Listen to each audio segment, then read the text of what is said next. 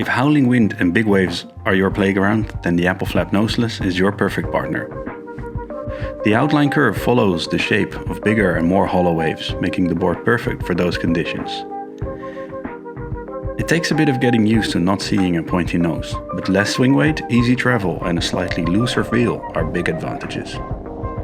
We have flattened the rocker in the middle part of the board for better upwind capacity and down the line speed. We added a slight flip to the stub nose to prevent it from diving when coming down the wave. The Appleflap Noseless bottom has a single to double concave for control and precision surfing. You will be amazed on how easy this tiny board will ride upwind.